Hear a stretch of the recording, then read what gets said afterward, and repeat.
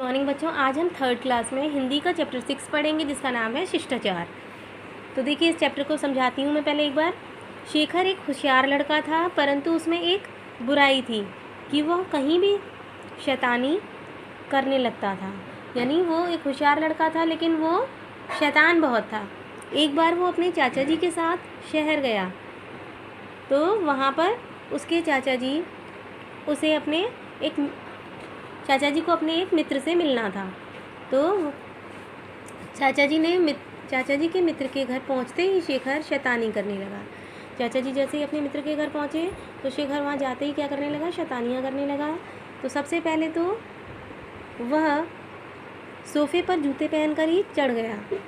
उसने सोफ़े का कवर उतारकर नीचे फेंक दिया और फिर पास ही रखी मेज़ से कुछ कागज़ उठाकर इधर उधर फेंक दिए। चाचा जी ने इशारे से उसे रोकने का प्रयास भी किया, पर शेखर उन्हें अनदेखा करते हुए शैतानी में जुटा रहा। यानी दूसरे के घर गया, वहाँ जूते पहनकर उनके सोफे पर चढ़ गया, उनका कवर हटा के फेंक दिया, वहाँ जो टेबल पर पेपर रखे थे वो भी बिखेर दिए उसने, और चाचा जी के मना करने पर भी उसने ध्यान नहीं दिया। घर लौटने पर शेखर के चाचा जी ने उसे समझाया, शेखर, मेरे मित्र के घर तो तुमने मेरी बेइज्जती करा दी। यानी मुझे बहुत ही शर्मिंदगी फील हुई। यह बात सुनकर शेखर उदास हो गया, क्योंकि होशियार तो था वो, तो उसे बुरा तो लगा। शेखर का उदास चेहरा देखकर चाचा जी को दया आ गई। वे बोले, बेटा, मैं तुम्हें डांटना नहीं चाहता, लेकिन जब तुम किसी अपरिचित या मेहमान से मिलो, अपरिचित मतलब जिसे आप नहीं पहचानते हो, या अतिथि मेहमान से मिलो, तब शिष्टाचार का ध्यान रखो, नहीं तो सारे परिवार की बेइज्जती हो जाएगी। यानी अगर तुम ऐसा नहीं करोगे तो क्या होगा, सारे परिवार को बेइज्जती सहन करनी होगी।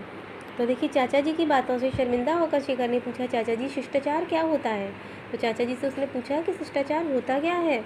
चाचा जी ने प्यार से समझाते हुए उसे बताया कि बेटा, दूसरों के साथ किया गया व्यवहार ही शिष्टाचार कहलाता है, कि हम जो दूसरों के साथ व्यवहार करते हैं वही शिष्टाचार कहलाता है। फिर देखिए इसके आगे, तो मैं अच्छा व्यवहार कैसे करूं? शेखर ने उत्सुकता से पूछा। उत्सुकता मतलब जानने की इच्छा, है ना। तो उसने उनसे पूछा कि मैं किस तरह का बर्ताव करूं? व्यवहार मतलब बर्ताव। चाचा जी बोले, देखो बेटा, जब भी तुम किसी से मिलो तो उसे नमस्ते करना मत भूलो। कल तुमने मेरे मित्र को नमस्ते ही नहीं किया और बिना कुछ कहे ही उसके घर से वापस भी आ गए। तो शेखर को अब अपनी गलती का एहसास हो रहा था। चाचा जी ने उसे आगे बताया कि बातचीत करते समय हमें बहुत सी बातों का ध्यान रखना चाहिए। यदि कोई तुम्हें कुछ दे तो उसको धन्यवाद करना चाहिए। यदि आपको कोई कुछ दे रहा है तो उसको धन्यवाद देना कभी मत भूलो। कभी भी हमें कोई ऐसी बात नहीं कहनी चाहिए जो दूसरों को बुरी लगे। इस तरह की बात नहीं कहनी चाहिए जिससे दूसरों को दुख हो। हमेशा अच्छी तरह सोच विचार कर ही बोलो। बातें करते समय केवल अपनी अपनी बात मत कहो, बल्कि दूसरों की भी सुनो। दूसरों से उनकी निजी बातें मत पूछो, यानी उनकी पर्सनल बातें मत पूछो। दूसरों के दुख में सहानुभूति प्रकट करो। सहानुभूति यानी हमदर्दी। अगर जरा सी भी गलती हो जाए तो माफ़ी मांगना मत भूलो। अगर गलती से भी कुछ गलती हो जाती है आपसे तो उनसे माफ़ी ज़रूर मांगिए। और चाचा जी, हमारे यहाँ कोई मेहमान आए तो शेखर ने पूछा, और अगर हमारे घर कोई गेस्ट आता है तब हमें क्या करना चाहिए? तो फिर अगर हमारे यहाँ अतिथि आए तो खुशी से मुस्कुराते हुए उनका स्वागत करो। कि अगर अपने घर अगर कोई मेहमान आता है तो खुशी से मुस्कुराते हुए हमें उनको वेलकम करना चाहिए। उन्हें उचित स्थान पर बिठाओ, यानी सही जगह पर उनको बिठाना चाहिए। उनका अच्छी तरह से सेवा सत्कार करना चाहिए। सेवा सत्कार करो। अतिथि के साथ खाना खाते समय इस बात का ध्यान रखो कि पहले अतिथि को भोजन मिलना चाहिए। यानी जो आपके घर गेस्ट आया है पहले उसको खाना खिलाओ, बाद में खुद खाओ। अतिथि से पहले भोजन करना अशिष्टता के अंतर्गत आता है। ऐसा नहीं कि आपके घर में मेहमान आए हैं और आप पहले खा लें और फिर उसके बाद उसको पूछे ही ना, तो ये क्या होगा, अशिष्टता यानी असभ्यता होगी। जब भी तुम दूसरे के यहाँ जाओ तो पहले दरवाजे पर लगी घंटी बजाओ। यानी दूसरे के घर में ऐसे ही नहीं घुस जाना चाहिए, पहले नॉक करना चाहिए और उन लोगों के द्वारा अंदर बुलाने पर ही प्रवेश करो। अगर वो लोग अंदर आने के लिए कहें तभी आप उनके घर में अंदर जाओ। और वहाँ कोई भी ऐसा कार्य मत करो जो दूसरों को बुरा लगे। वहाँ का कोई भी सामान मत छेड़ो, और वहाँ जो भी सामान हो उसको भी नहीं छेड़ना चाहिए। यदि कोई सामान देखना भी चाहो तो पहले मालिक से विनम्रतापूर्वक अनुमति अवश्य लेनी चाहिए, है ना। तो पहले जो उस घर का ओनर है, पहले वो आप उससे परमिशन लीजिए, फिर उसके बाद किसी की चीज़ को हाथ लगाओ। अगर तुम किसी से कोई वस्तु लो तो उसे समय पर लौटाना मत भूलो, समझ गए। यानी अगर आप किसी से कोई चीज़ ले रहे हो तो उसको टाइम पर लौटा दो अपना काम ख़त्म होने के बाद। हाँ चाचा जी, ये सारी बातें मैं हमेशा ध्यान रखूँगा। क्या शिष्टाचार से जुड़ी और भी बातें हैं, शेखर ने पूछा। चाचा जी बोले हाँ हाँ, कुछ और भी ज़रूरी बातें होती हैं जिनका हमें ध्यान रखना चाहिए। ऐसे जैसे अगर कभी मंदिर, मस्जिद, गुरुद्वारा या गिरजाघर आदि धार्मिक स्थान पर जाना पड़े तो वहाँ के नियमों का पालन करना चाहिए। वहाँ बहुत सारे नियम होते हैं, आपने भी देखा है, जैसे कि वहाँ जूते बाहर उतारते हैं।